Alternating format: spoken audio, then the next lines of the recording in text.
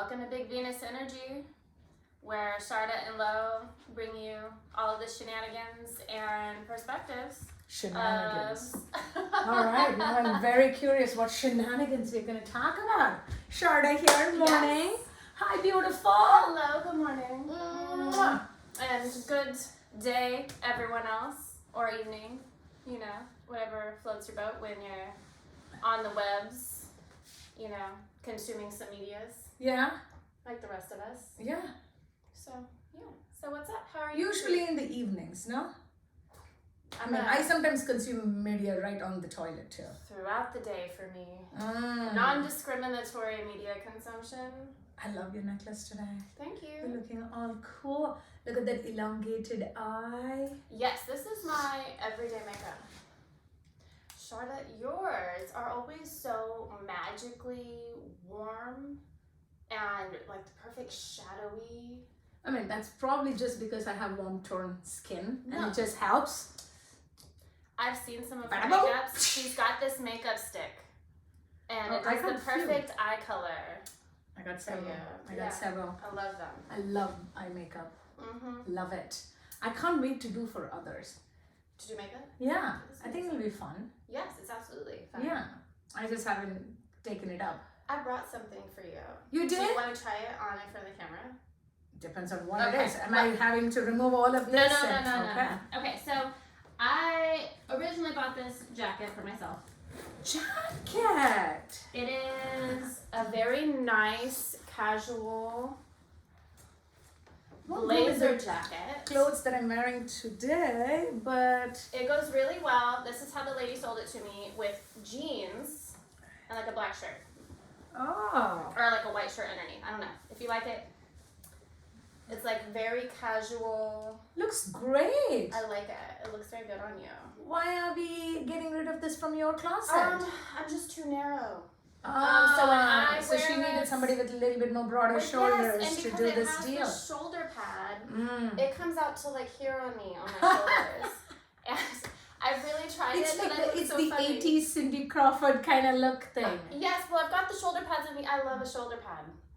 I live for a shoulder pad moment. Mm. I already have really wide shoulders. I This love is it. cute though. I totally love it. I'm glad you like it. Oh, I'm gonna keep it. Good. Okay. I'm gonna take it off though. Oh, glorious. Because it's already a little warm. It is warm. Yeah. I'm not taking mine off. It's a tank top. But, yeah. That's not the kind of show we're putting up. Not at all. No, it's But not. It's not a strip show at this point. Do you ever have moments like we do closet cleanouts, or moments where you buy something for yourself and it just doesn't work for you, but someone pops into your head and you're like, I wonder if it would look really great on this friend. Totally. I'm a Friend, serial person. sister. I have a younger sister. Mm. There was a shirt in my husband's closet that wasn't great on him. He was gonna get rid of it. It was a little big. I'm like, no, me. Because I love wearing like a loosey shirt, like it was a cotton white and black shirt, I love that. button down. It is so cute. And I like to wear it with like, you know, a tank top or a tank dress or whatever. Yes. So, Oversized especially shirt. with shorts, the shirt goes like extra. I love it. I love it. You and Ari on that moment. I'll wear it another day. I would love to see it. Though we are getting into fall, it's a very summer thing to wear. But you know, I can do it. I can pull it off in a different way. Flannel? I mean, It's not flannel. okay, but It's not. It's cotton. Yeah, it's cotton and it's half sleeve. It's crisp. Flannel. I don't know. Flannel like lets off those fuzzies. I'm not a fan of it. Here is what I've noticed recently, is that long sleeve button downs that you wear open and over things are now called flannel across the board. Oh, okay. Across the board, it's all called flannel. Yes, so if we're like, oh, nice flannel, it's like, but it's, you know, it's fine. It's just a shirt. It's a shirt.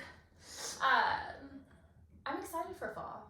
I am too. Obviously. I'm very excited for fall. Your birthday is in 2 weeks. It's in fall. Mm-hmm. My birthday is in November. It's in fall. So obviously we love It's the fall. best time. It's absolutely. We were brought into this world in fall. Yes.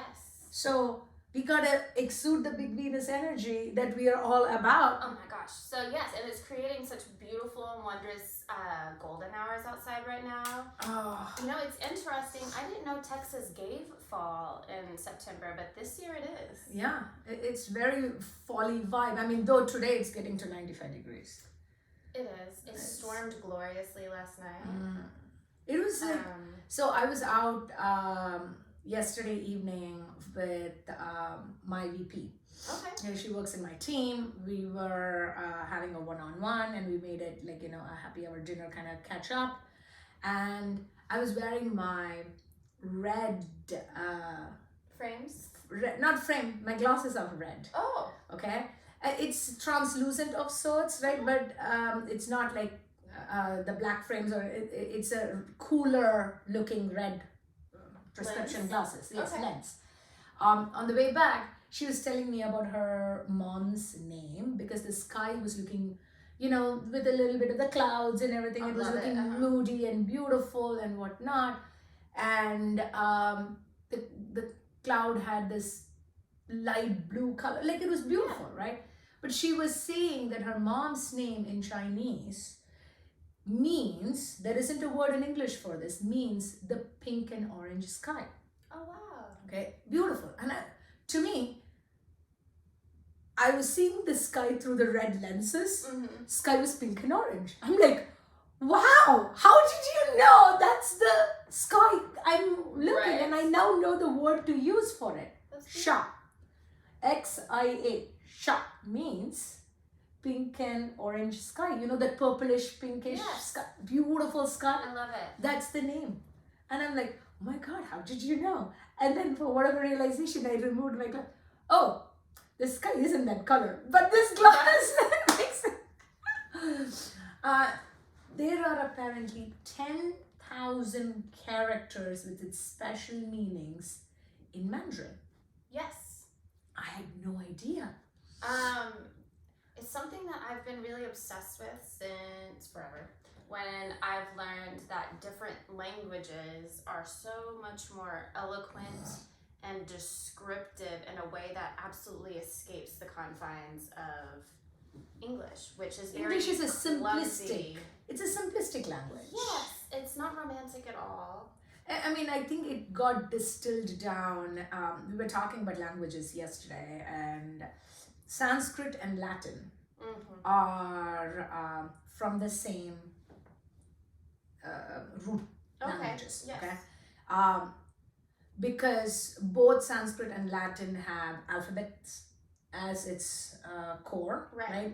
And you combine the alphabets with the vowels and everything like that to create words. You will see certain similarities in Sanskrit and Latin in its elements. And from Sanskrit has come languages of the Middle East and Indian Sahara and the subcontinent and everything like that. From Latin has come all the European languages, right? And you've been seeing the distillation of from the complex languages to the simpler languages. French, though French and Italian come from Latin, have more words that are descriptive, to your point, richer than English, which is a simpler language. Yes. Which is interesting, because I think as a civilization, we have further and further grown to how can we make things simpler for comprehension. Right? You need to learn to communicate. Learning complex language is hard. Very. And the most important part of communication is what? So that the other person can comprehend what you're saying. That is the fundamental aspect of communication. Right. So it is good in so many different ways, and yet when my kid was young, we were trying to be conscious in introducing two languages. My mother tongue, which I do not write and read. I only speak. My first language is English. Okay, so the writing, reading, all of that stuff is all English. But Tamil is what I speak. I grew up speaking. Right now everything is English. Not that I don't introduce some Tamil words, right? But when he was young, we sort of tried it, and he was struggling because he's trying to understand between two languages. Right. And because that comprehension took longer for him, communication got delayed a little bit. Right. Which is, I think, very normal for It is dual language. very normal, which we didn't know, right? So to have because you're getting freaked out in this world of hitting milestones and development steps and all of that kind of crap, that he wasn't hitting the communication milestones, and we were told it's probably because of the dual language. So we pared back and did only English because that's what he was exposed to school. Right. He was actually, when he was very, very young, exposed to 3 languages. My nanny and the school he went to had Spanish also. I love that. Right? However, now we're like, oh, he's struggling with communication. Okay, milestone. Oh, blah, blah, blah. And pared it down. Even to the nanny, even, all of that stuff, pared it down. To a point where he's very good in English, the simple language. And he is asking, why didn't you guys teach me more Tamil? And I'm like, you know what, honey, you're still young. You can ask us to talk to you in Tamil, and we'll talk to you in Tamil. So there are times when, he will ask me or my husband or my parents who are right here to speak in Tamil, and he can now comprehend it better before he can communicate, which has been very interesting for me in my own. I need to comprehend something in my brain before I can communicate it out. Whether it is, think about algebra, right? As an example, quite a weird topic I'm choosing, but still, why not? I have to understand algebra well enough for me to be able to teach or explain algebra to somebody else. Right, absolutely. It's interesting because when Ari was very little, I wanted to do what you're doing, expose her to multiple languages. So I did just the very simple ones. I'm not fluent in Spanish, but I can comprehend a lot more than I can communicate, but I can communicate on a very simplistic level, conversationally. Converse with me just a tad bit. Oh, I'm too shy. Come on. And in what way though? Just these words. Whatever the next sentence you're going to say it in Spanish. No, not right now. ¿Cómo está? Muy bien. ¿Y tú? Or, I don't know, necesito ayuda. What does that even mean? Do you need help? Oh, necesito is necessary. Is help necessary for you right now? Necesitas ayuda. And please don't. Okay, so you and I are gonna. Very simple. So you and I are gonna travel to Costa Rica, okay? Okay. I'm just saying. I don't know the language. You know the language. Yes, yes. I can get in there. So I help a lot of. I love Costa Rica, y'all. I've never been. I've been only once, and I'm so in love with that country. But I would love to go live there, and I'm our dream area kind of thing. I would love to do it in Costa Rica, but language, I have a fear of it. So if you are with me, then we can do it together, and I can learn as I live, of sorts. Absolutely. So the way I would do it is kind of vocabulary words. When you're very young, it's like the colors. We would do colors in Spanish. Numbers. Counting. Yes. Animals. That's how my kid is at with Tamar. Right. Yeah. The different objects in your home. So I read a lot of Pablo Neruda poetry. Oh my God. And he is from. Are you familiar? No, not at all. But just the way you said it. Yes. So he is my favorite poet. He's very romantic. He's known for his love poems, but he's also written an ode to common things, like his favorite chair or his favorite cup that he uses. And I love it, and for comprehension. So I wanted to give that to Ari, who is now on Duolingo, and I find myself it's very different because when we only use English, the way that we are supposed to hold our mouths and our tongues sometimes to make these different sounds, you forget. Escapes them, It right? totally is. Marai. Can you say Marai? Murray? Marai. Marai? Marai? Marai. Marai. So Mazhai. I just converted a Tamil word to English letters. Marai. Marai. Am I getting it? Nope. Marai. But you're right in the how your tongue needs to transition, right? I just said the word rain. Oh, beautiful. Right? Malai versus Marai. Malai is mountain. Oh. Marai is rain. Marai.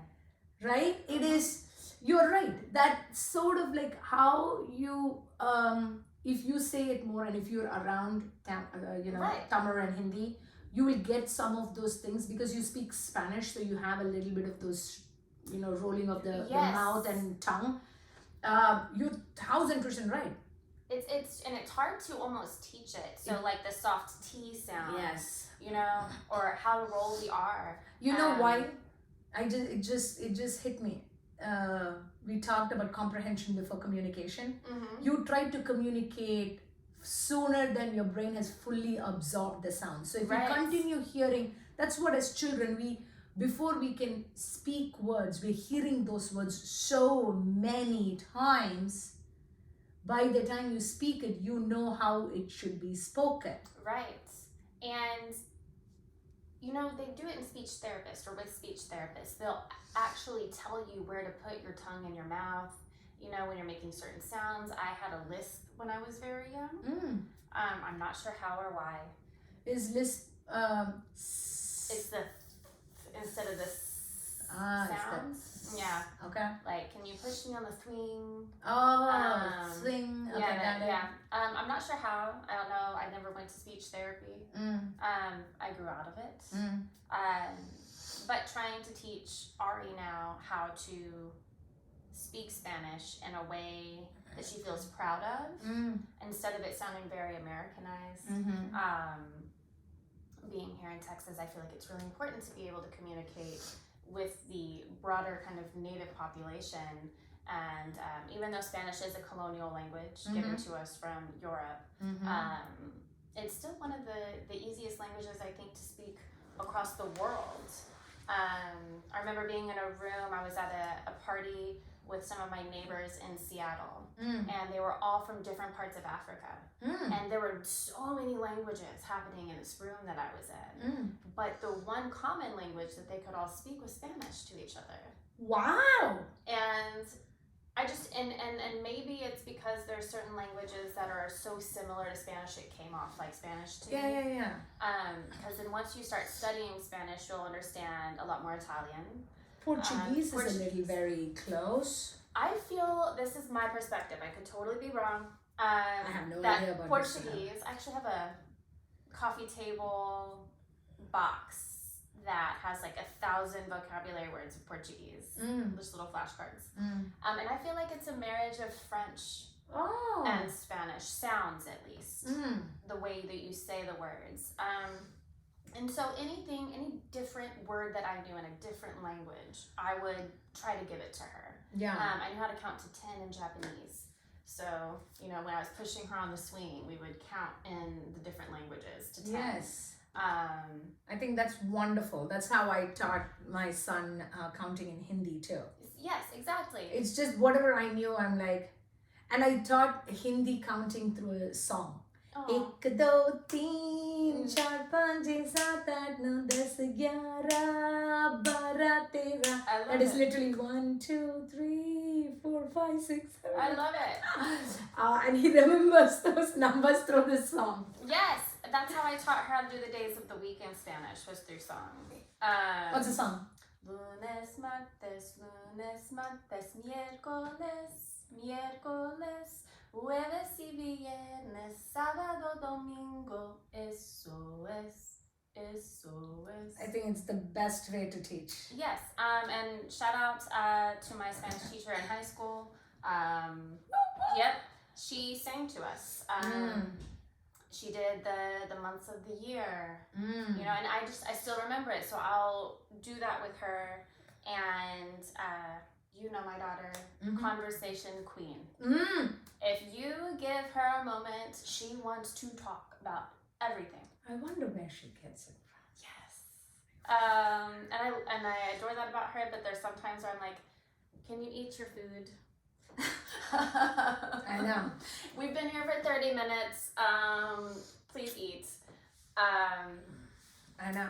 But My kid is like that too. It's so hilarious that, I mean, of course, give them an ice cream, they will eat it without speaking a single word. oh my gosh, right?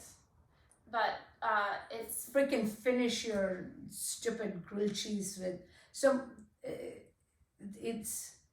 I used to have trouble eating fast. Such a slow eater. mm-hmm. And part of that is, you know, so I guess that's just, you know, It's the social time. it is. And unfortunately, we live such busy, active lives.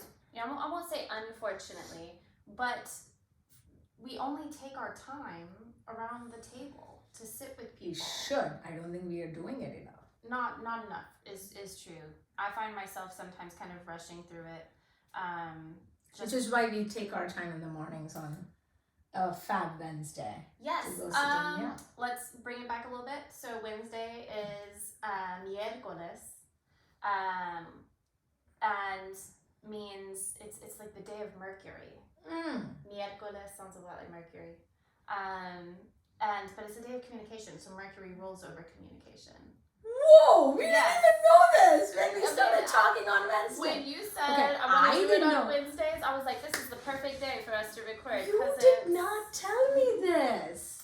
I try not to automatically just tie everything in to my crazy What? obsession. Crazy. She does have a passion Mm-hmm.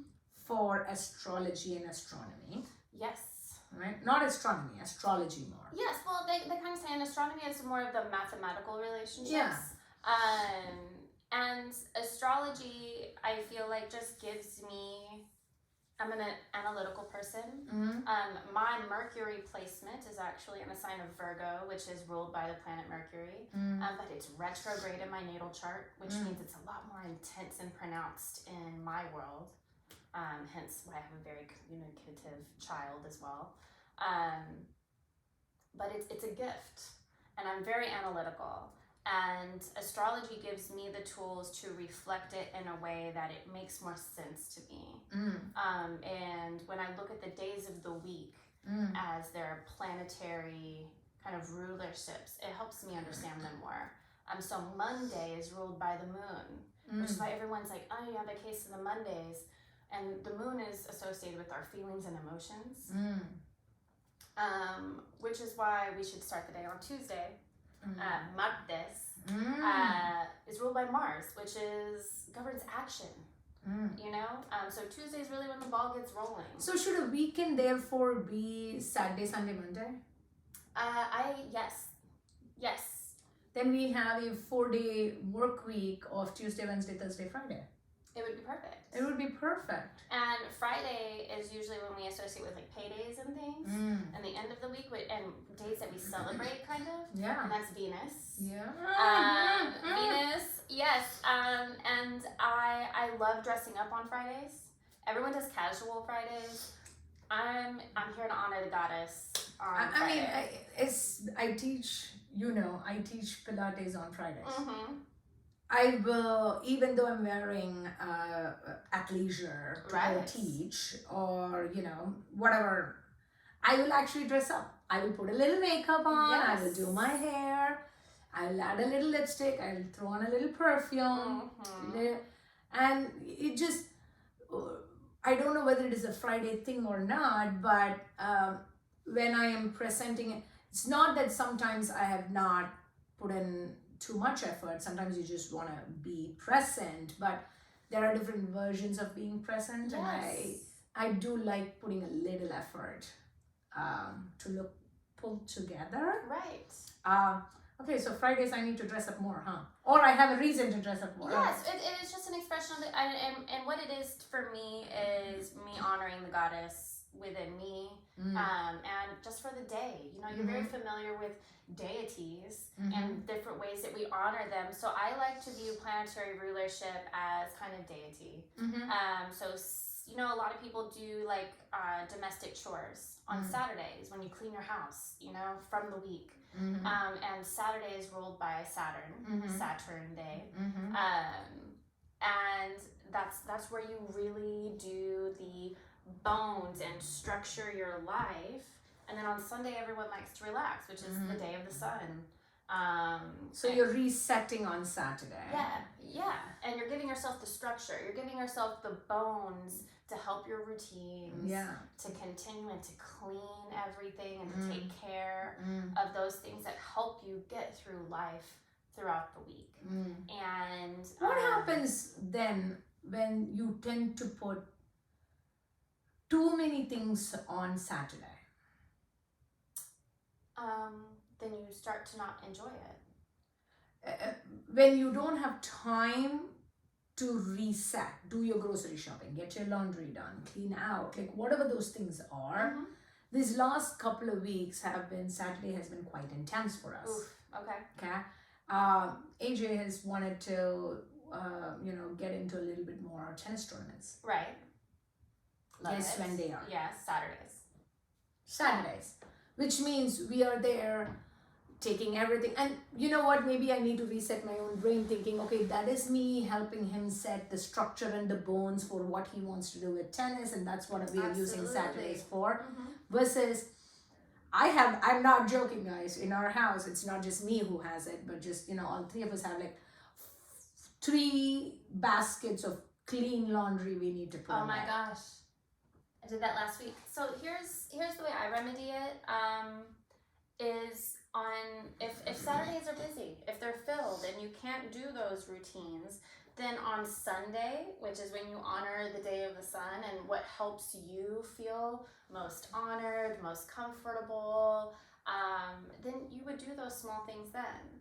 And I should. This is why, like this Saturday after the tournaments, I'm going and I'm even leaving the tournaments early to go do a special TRX Pilates workshop. Oh, I love it. Okay.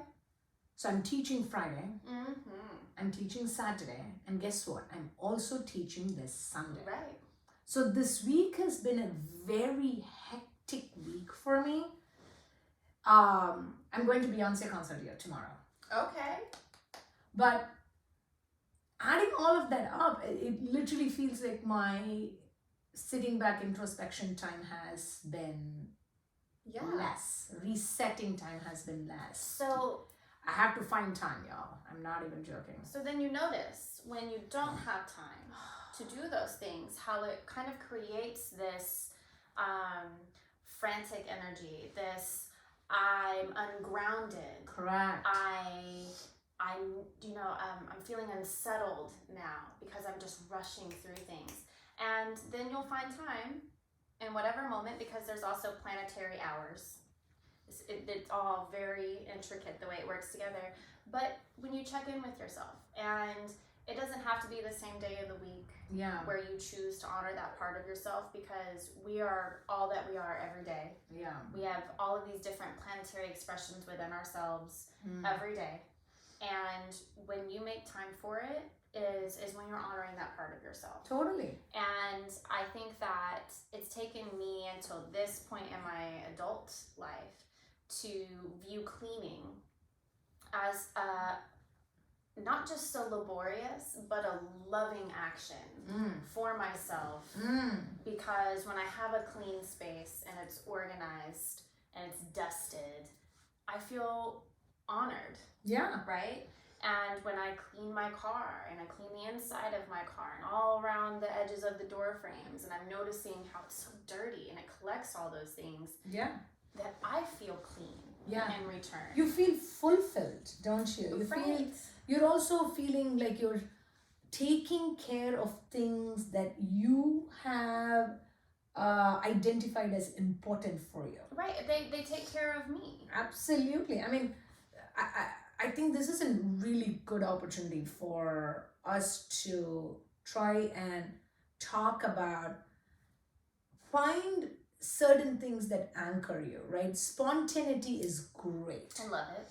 It is necessary for a life of fulfillment. Mm-hmm.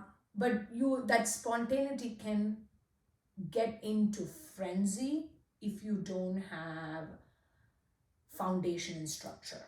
Truly. Right? But what foundation and structure actually gives you is safety. Right? You want to feel comforted.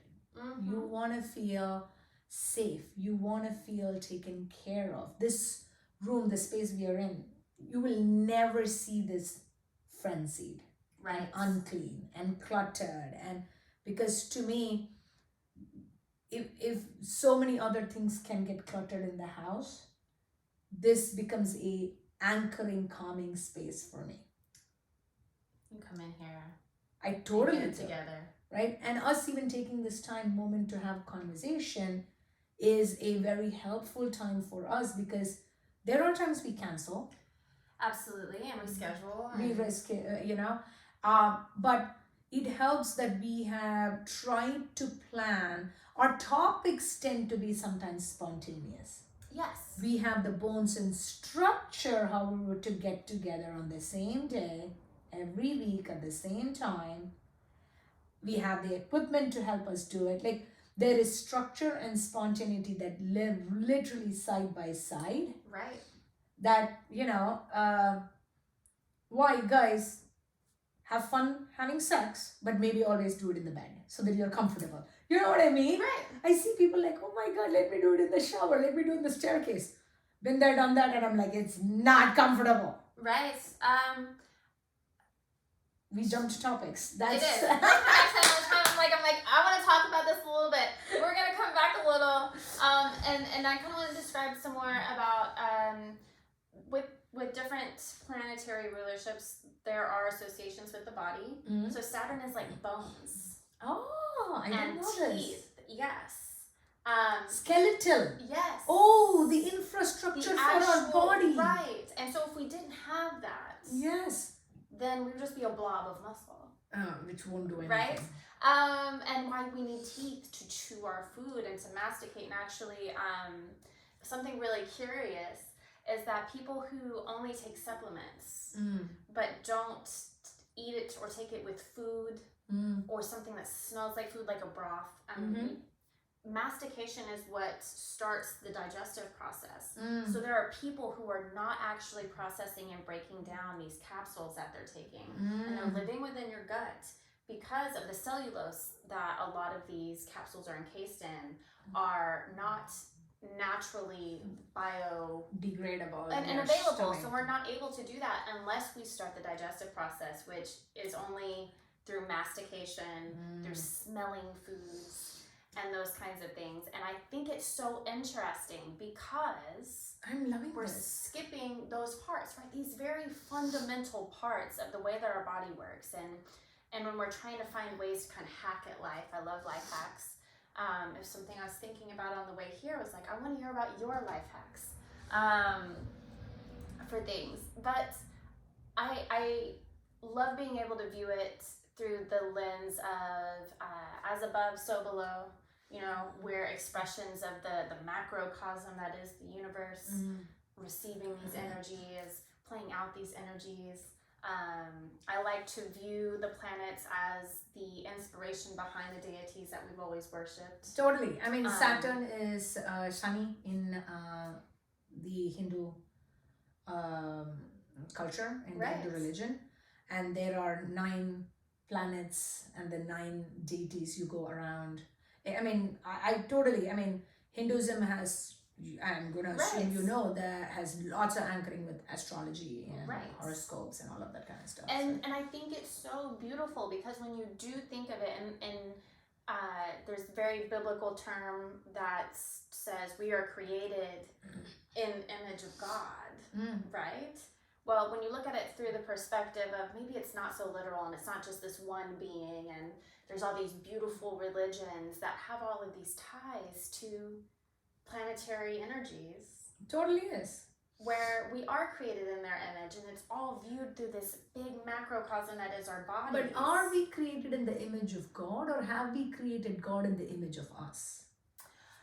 In the way that we view the Father God, I believe we created that. And Leonardo da Vinci actually, I think, started that when he did his self-portrait of Jesus. But it's not just a Father God, right? In every religion, and this might be a hot topic for some, by no means taking away from the goodness that religion brings. Right.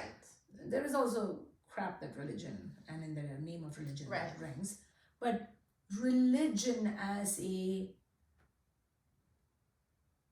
way of living. That's what religion was, right? It's a way of living, it's principles, it's teachings, it's guidelines, it's how can you hold yourself to righteousness and whatnot. Religion is a very human created concept. Very, right? Again, we might be making enemies right now by saying these words, right?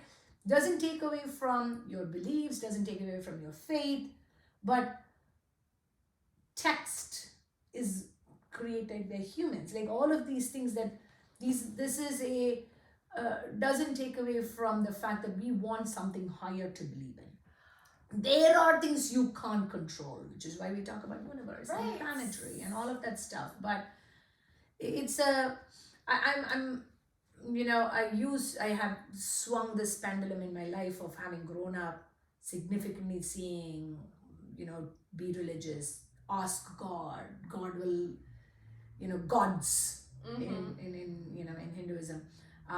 If you need to, if you don't do things right, you will be punished, and that's part of God's thing for you. That's karma, like all of that kind of stuff. To the point where I was, for a period of time, an atheist. And now I'm more, hey, you believe what you want to believe. I know there are things of power that are beyond my control. Whatever I call the name of it shouldn't affect the two of us. I love that concept, because I think while we can say that there are these kind of like man-made guidelines, and the way I feel the origin of religions began was us trying to understand and compartmentalize natural law and the natural way of our bodies, and the way that we could be compassionate and have this kind of ethical stance on how to live amongst each other and coexist, right? Like, obviously, you don't want to be blunderous and destructive and very Martian, you don't want to be imbalanced, right? And so when there's a natural balance of things, and the way, even the water table works, there's this constant cyclical energy, right? And if we don't understand it, or we become out of sync with it, we kind of are fighting against it, right? And that's where I feel maybe the initial intention was. The way that religion feels to me personally, because I'm very air dominant, and then water, as I'm my water, first house, right? you are water. Okay. And so we don't really like to be held. We're not, any rigidity feels fluid. We need the room to move. Don't hold me down. Right. we need the space to change and think and adapt and have our own. Rigidity doesn't work for us. Absolutely. And anything that, and in all honesty, rigidity doesn't work for most people. Right. And individuals can create their own structure, but enforcing rigidity is not a healthy thing. Not at all. And we notice that historically that's true, right? That there has to be change. It evolves. Anything that's too hard will end up breaking or eroding, like stone, right? When water runs over stone enough time, it wears it away. Yeah. And that, I think, is a really beautiful sentiment. When we were talking initially about languages and things, and how there are words in other languages that will describe a feeling, even. There was a really popular one not too long ago. I can't remember it now, but I learned of a different one, which is the way that light moves through trees, you know, and it kind of flutters through leaves. You know, I love that. I love seeing it. It's gorgeous on my, you know, walls, because there's a tree outside my window. So in the evening sun falls behind the tree, and then the golden light dances on my wall. And it's called komorebi. I'm probably not saying it right. I'm saying it the way it's spelled. But the feeling that invokes, not just the light coming through the leaves, but the way that it dances and the whimsy that you feel because of it. And it's not harsh like the sun, pure sun. Right. It's got this calmness. Right. And it's in those small moments where we can really start to understand the complexity of how everything works together. Right. And I think that maybe that was the aim behind trying to create some of the structure. But when you start to put one ahead of the other, you know, the cart in front of the horse, you know, when you ignore sometime that there's fortune, you know, you're very fortunate for some things to happen. You're very fortunate to come upon a stream, you know, you're very fortunate that there was a tree there to block the harshness of the sun or the directness of the sun, you know, or the tree to anchor the ground that's there from erosion. You know, I think it's really important to understand the complexity of that macrocosm. Absolutely. And that's what I think religion is intended to provide. Right. Is don't just give in to your animalistic nature. Look at things with a sense of compassion and understanding and little thought.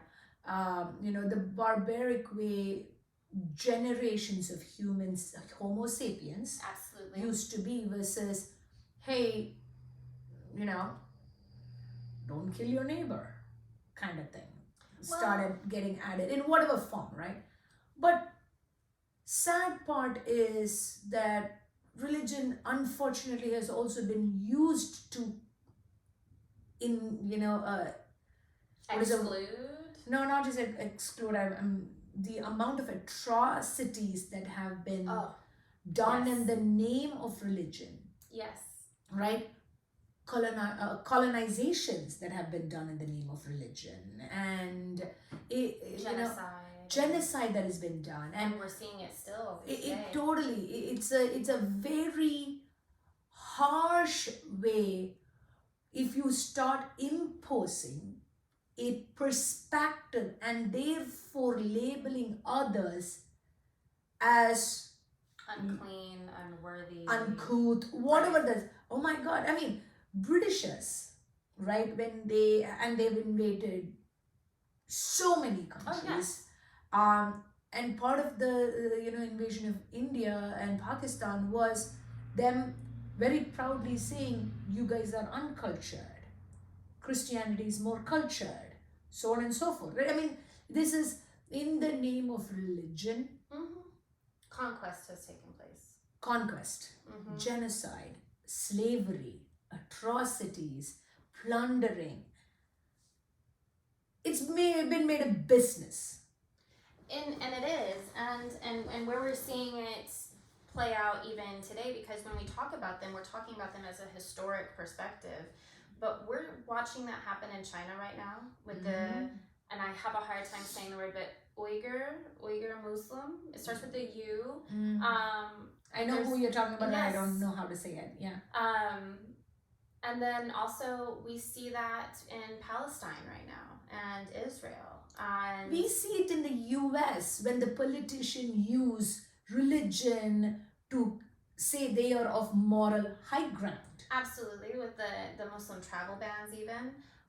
Horrific. It is horrific. But even on a base level here in the United States, we see it in ableism, where we deem people who are disabled, we're not, as neurotypical even, where we don't see them as worthy of the same kind of life, quality of life that we have, where even in Canada right now, people who are homeless or who are suffering from severe mental illness, they are promoting that assisted suicide service to these people instead of helping them with social services or with dignity. We're just like, you know what, why don't you just decide that you want to die because you didn't win capitalism life. Or I was watching this kind of play out on the internet. You can't eat by yourself. Why not therefore you be less of a burden? Right. You're such a drain on society. What a horrific thing. It's terrible. And I was kind of watching the same conversation happen on the internet where vegans were attacking this disabled woman and comparing disabled bodies to livestock. And it was creating a lot of resistance to being vegan because they were like, white vegans particularly are very violent in the way that they communicate to people, especially people of color, indigenous peoples, about veganism and about, wow, you're just, contributing to words like slavery and rape. And while a lot of those things can be alluded to and can kind of be correlated, it's really violent to inflict all of that onto a specific group that needs a different level of help and a different level of access. 1,000%. I mean, we've talked about religion and how people use religion to bring a moral high ground perspective. Right. The white race has been the front runner. Absolutely. In doing this. Right. Whether it is them using religion or veganism, doesn't matter. Shaming, judgment, condemnation is a way for anyone trying to hold a moral high ground, and everybody else is less than. Absolutely. And so I this is where I bring it all back to balance, Libra scale. Is we can only control what we're in front of and what we do and how we act. And I think being compassionate and aware of where there's different power imbalances, where different access can happen, and where we're really careful to be humble and not place ourselves above other people. It's very complex, it's very nuanced, and so there's no rule book or guideline or story that you're going to hear that is going to make that easier to understand. It's not going to make it easier to live through or live in example of. It's constant learning and adjusting and accepting. And also taking some level of accountability. Absolutely. Yes, you're not responsible, but you can understand where you need to take accountability. While industrial revolution, certain innovations have significantly scaled up with white race, it is also the white race that created the level of farming and meat production. Right. And the mass killings of animals. Absolutely. The other cultures, or in this case, we're talking about the indigenous folks, didn't do. No. And so a small set of vegan white, you cannot, however, brush off the fact that you do come from the white race that has commercialized the horrors of farming animals and killing animals. Indigenous folks, where I'm a vegetarian, but even with that, I can totally, accept and understand that they have lived with nature. They appreciate nature. Right. They worship nature. And when they have to live with what nature offers and they don't kill for profits. Right. There are those indigenous who also do things for profits, because that's we live humans, under capitalism. Yes, we live under capitalism, right? But their cultural heritage has been one of being appreciative of what nature has given, including the animal meat that they have hunted and eaten. My whole thing is, in my understanding, because I am not indigenous, is that they did not separate themselves from nature. That they understood that we are a part of Yes. it and are of it, and we can't separate ourselves from it. Yeah. And historically, humans have tried to Yeah. elevate ourselves out of it, and we can't. We are a system.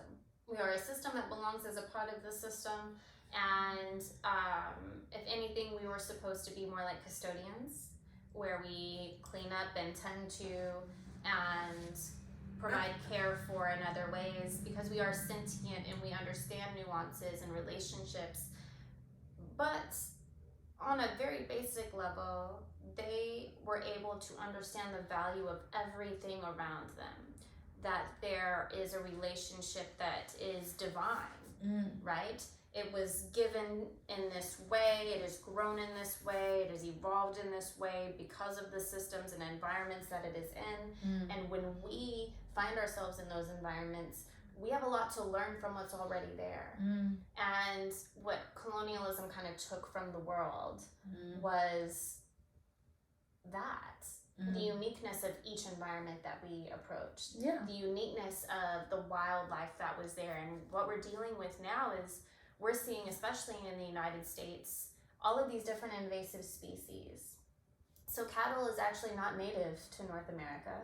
It was brought here. And it's not native to Mexico, but even in like northern Mexico, cattle farming is a huge industry. Huge. But it was brought by the Spanish. And so what you see is the land suffering because of cattle. Yeah. And it's hard for us to comprehend because it was so long ago that they were brought here. And you used the word invasive species. Is there more invasive species than the Homo sapiens and the humans? Oh, that's yes and no. Because we've spread ourselves out so far, right? You're one of the most very invasive. Parasitic, absolutely. Yes. But even we bring plant life, and it totally destroys ecosystems. It totally does, and we don't seem to understand take the time to understand consequences. Right.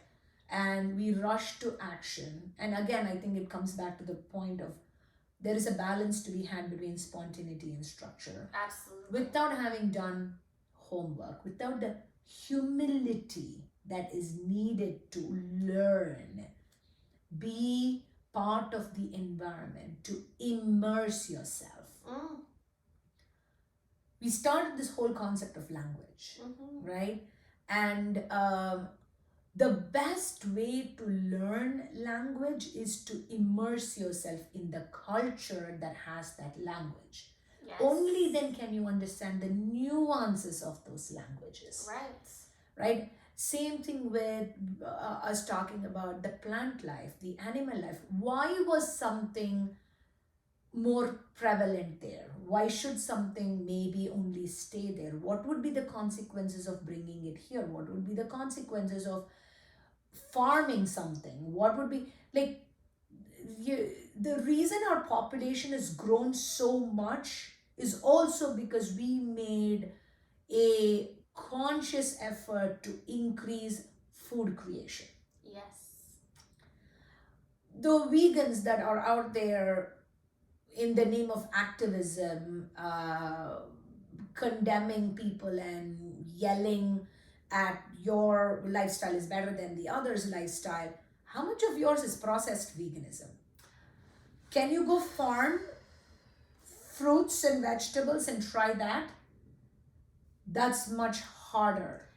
It is, and something personally, this is just me talking about myself here and and making it about me. I have definitely tried to, in my studies and in my pursuits of harm reduction for my own being and existence, is I try to learn what native plants grow here and what is edible. What can I not go and purchase from a supermarket that I can have here? How can I help people also understand that those things are here? How can I be a responsible consumer of processed foods, or have less of them, right? And I think all of us could benefit from kind of divesting from these harmful structures, because at the end of the day, what our true kind of, I wouldn't say enemy, what we're really trying to fight is the commercialization of our food sources, the commercialization and globalization of food supply chains, because we need to slow all of those things down and bring them more local again. Yeah. And you really have to invest in your local farmers, you know, go to your farmers markets, and bring it back to the people and enrich your communities, because fighting each other and being further divisive isn't going to get us anywhere in the grand scheme of things, because all of us here are at the mercy of the powers that provide us. So we're seeing the monopolization of supermarket chains.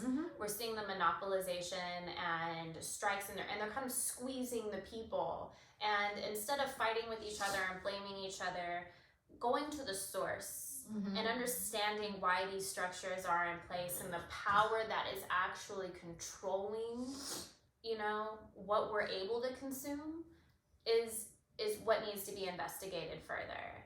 And so I just want to, again, I feel like every time that we're recording, I try to offer some sort of challenge for perspective. Start to really analyze where your food comes from. Start to really analyze, like, if you have a problem with somebody and maybe the way that they consume is understanding the structure and the access to it and who has control over that. Even the marketing behind foods. Absolutely. It's so intricate, and it's so much bigger than the person that you see every day or at the supermarket or even on the internet. We're all just regular people, and we're all still just learning and awakening to how we got here. And be gentle. Yeah, absolutely. I mean, I think that's a great way for us to wrap what we've been talking today. We always come from a place of, you know, a level of structured spontaneity. Right. The topic today was not previously discussed between the two of us. Not at all. And I think how would you describe what our topic today has been? Everything from, we've, you know, transcended things from communication comprehension to language to religion to food sources, to keeping ourselves, you know, in check. Right. Well, I think it does stem back to communication and language, and realizing that not all language is with words, and that sometimes the best form of communication is listening, and that requires you to stop talking. Correct. And so to look around. Take time to comprehend the depths around us before communicating the simplistic thinking that we have. Right. I think that would be where our entire topic has been about. This is, we need to joke a little bit more. We just got very serious in the last set. What was shenanigans? But no shenanigans, right? No, this was great. I think this was a great topic. I really, really enjoyed having this conversation today. Me too. On Wednesday, it's all about opening ourselves up for introspection and having a conversation. Right. Open conversation.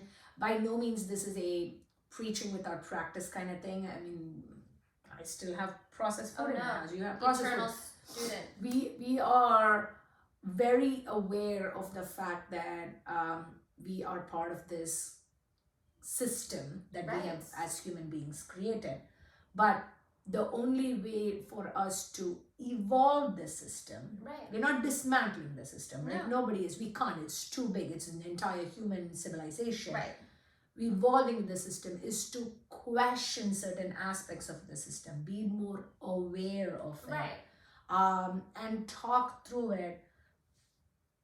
You know, I do want to take one of the things that you just offered up there and see whether I can find time to go shop in a farmer's market. Yes. I often prefer shopping at Sprouts versus somewhere else, but even that it's a established It is. market. But a local farmers market might be a different perspective, and finding out more about the local foods. That's how I grew up in India. Right.